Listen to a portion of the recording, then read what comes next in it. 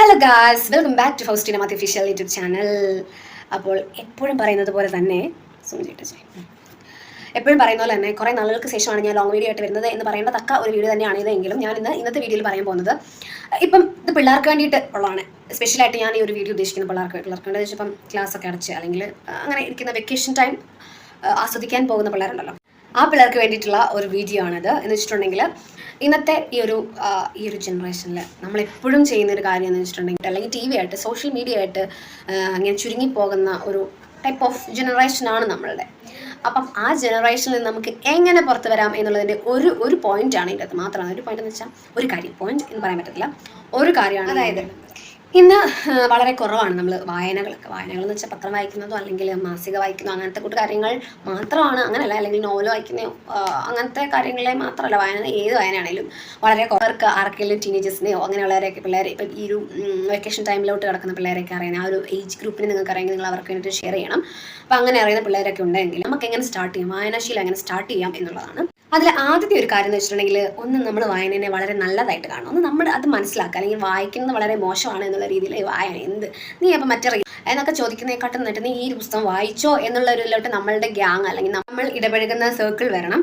അതുപോലെ തന്നെ അതിപ്പം പേരൻസ് ആയിരിക്കാം, പേരൻസോ ഫ്രണ്ട് സർക്കിൾ ആണെങ്കിൽ അങ്ങനെ വരണം എന്നാണ് ഉദ്ദേശിച്ചിട്ടുള്ളത്. അതുപോലെ തന്നെ നമുക്ക് എങ്ങനെ വായനയിലോട്ട് കടക്കാമെന്ന് വെച്ചാൽ നമുക്ക് ഓരോരുത്തരുടെയും ഇഷ്ടങ്ങൾ അല്ലെങ്കിൽ ഇൻട്രസ്റ്റ് എന്നൊക്കെ പറയുന്നതും അതും ഡിഫറെൻ്റ് ആയിരിക്കും. ഇപ്പം എല്ലാവർക്കും ഒരേ പാറ്റേണിലുള്ള നോവൽസ് ഇഷ്ടപ്പെടണം എന്നില്ല, അങ്ങനെയൊക്കെ ഉണ്ട്. ഇപ്പം ഞാനൊരു എക്സാമ്പിളായിട്ട് കാണിക്കാം. ഇപ്പം എൻ്റെ അടുത്ത് കുറച്ച് പുസ്തകങ്ങൾ റാൻഡമായിട്ട് ഞാൻ എടുത്ത് പറയുന്ന കാര്യങ്ങൾ. ഇപ്പം ഇത് കഴിഞ്ഞ വർഷം ഞാൻ വാങ്ങിച്ചൊരു പുസ്തകമാണ് എൻ മോഹനൻ്റെ ഒരിക്കൽ എന്ന് പറയുന്നത്. അപ്പം ഇത് വളരെ സിമ്പിൾ, ഇത് ഇത്രയേ ഉള്ളൂ, നിങ്ങൾ കാണുന്നുണ്ടാവില്ല, അത് ഇത്രയും ഒറ്റ ഇരിപ്പിന് ഒരു 2 hours ഉണ്ടെങ്കിൽ നമുക്ക് വായിച്ചെടുക്കാൻ പറ്റുന്ന ഒരു പുസ്തകമാണ്. അങ്ങോട്ടേക്ക് അങ്ങനെ സിങ്ക് ആയി കഴിഞ്ഞിട്ടുണ്ടെങ്കിൽ നമുക്കത് വായിച്ച് തീർത്താലേ ഒരു സമാധാനം ഉണ്ടാവുള്ളൂ എന്നുള്ളവരുണ്ടാവും. അവർക്ക് വേഗം വായിച്ച് തീർക്കാനും പറ്റും. അങ്ങനെ ഒരു പുസ്തകമാണ് ഈ ഒരിക്കൽ എൻ മോഹനൻ എന്ന് പറയുന്നത്. പുസ്തകത്തിൽ എഴുത്തുകാരൻ്റെ ജീവിതത്തിൽ ആ പുള്ളിനെ അങ്ങനെ പറയാൻ പാടില്ല, അദ്ദേഹത്തെ സ്വാധീനിച്ച ഒരു സ്ത്രീയെക്കുറിച്ചിട്ടാണ് ഈ ഒരു പുസ്തകത്തിൽ എഴുതിയിട്ടുള്ളത്. എൻ മോഹനൻ്റെ ഒരിക്കൽ എന്ന് പറയുന്നത്. എനിക്ക് ആക്ച്വലി ഇത് വായിച്ചു കഴിഞ്ഞപ്പോൾ ഒരു ഇൻഫ്ലുവൻസ്ഡ് ആയിട്ടുള്ള ഒരു സ്ത്രീയെക്കുറിച്ചിട്ടാണ് എഴുതിയെങ്കിലും എനിക്ക് അതിനെക്കാട്ടും ഇഷ്ടപ്പെട്ട വേറൊരു സ്ത്രീ കൂടി ഇതിൻ്റെ അകത്തുണ്ട്. അപ്പോൾ ഞാൻ സസ്പെൻസ് ഒന്നും വായിക്കാത്തവരാണെങ്കിൽ സസ്പെൻസ് ഒന്നും ഞാൻ അങ്ങനെ പൊളിക്കുന്നില്ല. നിങ്ങൾക്ക് മാക്സിമം പറ്റുമെങ്കിൽ നിങ്ങൾ വായിക്കുക. അതൊരു വേറൊരു പുസ്തകം കൂടെ ഞാൻ നിങ്ങൾക്ക് പരിചയപ്പെടുത്താം. ഇതാണ് വേറൊരു പുസ്തകം എന്ന് പറയുന്നത്. എനിക്ക് ഇങ്ങനത്തെ, അതായത് ഈ പുസ്തകം ഒരു പോലീസ് സർജൻ്റെ ഓർമ്മക്കുറിപ്പുകളാണ്. ഡോക്ടർ ബി ഉമാദത്തൻ പോലീസ് സർജനാണ് ഉമാദത്തൻ എന്ന് പറയുന്നത്. അപ്പം ഉമാദത്തൻ്റെ ഓർമ്മക്കുറിപ്പുകളാണ്. അതായത് ഇതേപോലെ പോസ്റ്റ്മോർട്ടങ്ങൾ, ഒരു പോലീസ് സർജൻ ആകുമ്പോൾ അറിയാമായിരിക്കുമല്ലോ, അങ്ങനെ ഈ സർജൻ്റെ പോസ്റ്റ്മോർട്ടത്തിലെ അനുഭവങ്ങളൊക്കെയാണ് എഴുതിയിട്ടുള്ളത്. വളരെ വളരെ ഇങ്ങനെ ചർച്ച ചെയ്യപ്പെട്ട ഒത്തിരി കൊലപാതകങ്ങളുടെയും ഒക്കെ കാര്യങ്ങൾ എടുത്തു പറഞ്ഞു. പക്ഷേ എനിക്ക് ഈ ഒരു പുസ്തകം വായിച്ചപ്പോൾ ഉണ്ടായിരുന്ന എൻ്റെ ഒരു എന്താ പറയുക ഫീൽ എന്ന് വെച്ചിട്ടുണ്ടെങ്കിൽ, സത്യത്തിൽ എനിക്ക് ഇങ്ങനത്തെ കൂട്ട് ഇതൊക്കെ വായിക്കുമ്പോൾ എനിക്ക് പേടിയാണ്.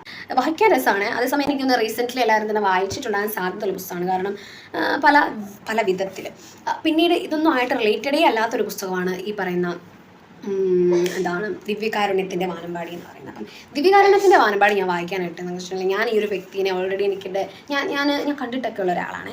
അപ്പോൾ നമ്മളിങ്ങനെ വിചാരിക്കും, ഇങ്ങനെയൊക്കെ ഒരാൾക്ക് ജീവിക്കാൻ പറ്റുമോ, അല്ലെങ്കിൽ നമ്മളിത് വായിച്ച് കടന്നു പോയിക്കൊണ്ടിരിക്കുന്ന ടൈമിൽ നമ്മൾ തന്നെയാണെങ്കിലും വിചാരിക്കും ഈ ആളുടെ സ്ഥാനത്ത് നമ്മളായിരുന്നെങ്കിൽ എങ്ങനെയായിരിക്കും റിയാക്ട് ചെയ്യുക, അല്ലെങ്കിൽ എങ്ങനെയായിരിക്കും ജീവിക്കുക എന്നൊക്കെ ഉള്ളത്. അങ്ങനത്തെ കുറേ കാര്യങ്ങൾ നമുക്ക് പോകുക ചിന്തകൾ. നമ്മൾ എങ്ങനെ സെലക്ട് ചെയ്യണം എന്നുള്ളതാണ് എങ്കിൽ അത് നമ്മളൊരു ലൈബ്രറിയിലോ അല്ലെങ്കിൽ എവിടെയെങ്കിലൊക്കെ ഇപ്പം ബുക്ക് എടുക്കാനായിട്ട് പോകാമെന്ന് വെച്ചാൽ ബുക്ക് ഇങ്ങനെ അടുക്കി വെച്ചിട്ടുണ്ട്. അപ്പം അതിൻ്റെ ഒരു ചെറിയൊരു ഷോട്ട് എന്താണ് അതിനകത്ത് എഴുതിയിട്ടുള്ളത് എന്നുള്ളത് ഈ പുറകു ഭാഗത്തിൽ ഇങ്ങനെ വെച്ച് എഴുതിയിട്ടുണ്ടാകും. അപ്പം അത് വായിച്ച് നോക്കിയിട്ടാണ് ഇതെനിക്ക് വേണോ വേണ്ടയോ എന്ന് ഞാൻ ഡിസൈഡ് ചെയ്യുന്നത്. എനിക്കിത് വായിക്കാൻ പറ്റുമോ, അല്ലെങ്കിൽ എനിക്കിത് വേണോ, എനിക്കിത് ഇഷ്ടമുള്ളൊരു യാനാസ് ഓഫ് ദ ബുക്സ് ആണോ എന്നൊക്കെ ഉള്ളത് ഞാൻ തീരുമാനിക്കുന്നത് അങ്ങനെ. അപ്പം ഞാൻ കടലാവുന്നത് നിന്ന വിജയുടെയാണ്. ഇത് ഞാൻ 2 പുസ്തകങ്ങൾ ഒരുമിച്ച് മേടിച്ചോ മറ്റോ അങ്ങനെ ഉണ്ടായിരുന്നു. അപ്പോൾ വായിച്ച് നോക്കുമ്പോൾ അത് ഓരോരുത്തരും ഇഷ്ടം വ്യത്യാസമായിരിക്കും. പുറകിലത്തെ ആ ഒരു ചെറിയൊരു സമ്മറി പോലത്തെ സാധനം ഉണ്ടാവും. അത് വായിച്ചു നോക്കുമ്പോൾ നിങ്ങൾക്ക് പലർക്കും പല താല്പര്യങ്ങളായിരിക്കും. അപ്പോൾ എനിക്കത് വായിച്ചു നോക്കിയിട്ട് ഇഷ്ടം തോന്നുവാണെങ്കിൽ ഞാനതെടുക്കും. ഇനിയിപ്പോൾ ചില സംഭവങ്ങളൊന്നും അങ്ങനെ നമുക്ക് കണ്ടുപിടിക്കാൻ പറ്റത്തില്ല. ഞാൻ പറഞ്ഞില്ല, അതായത് ഇപ്പോൾ പുറകിൽ അങ്ങനെ എഴുതിയിട്ടുണ്ട് എന്ന് പറഞ്ഞിട്ടുണ്ടെങ്കിലും നമുക്ക് ചിലപ്പോൾ കൺഫ്യൂഷനായി പോയി എടുക്കണം വേണ്ടിയോ. അപ്പോൾ ഞാൻ എന്ത് പണിയെന്ന് വെച്ചിട്ടുണ്ടെങ്കിൽ ഇപ്പോൾ വേറെ പുസ്തകം ഞാൻ കാണിക്കുന്നത് കൂട്ട്. അപ്പം ഞാൻ പുറകിൽ ഞാൻ വായിച്ചു നോക്കും. അപ്പോൾ എനിക്ക് പിന്നെ കൺഫ്യൂഷൻ തന്നെയായിരിക്കും, ഇത് എടുക്കണം വേണ്ടിയോ, എനിക്ക് ഇഷ്ടമാകുമോ. അപ്പോൾ റാൻഡമായിട്ട് നമ്മളിങ്ങനെ തന്നെയാണോ എന്നുള്ളത് കുറച്ചും കൂടി നമുക്കൊന്ന് കൺഫേം ചെയ്യാനായിട്ട് പറ്റും. അങ്ങനെ റാൻഡമായിട്ട് 1-2 പേജൊക്കെ നമ്മളിങ്ങനെ തുറക്കുക.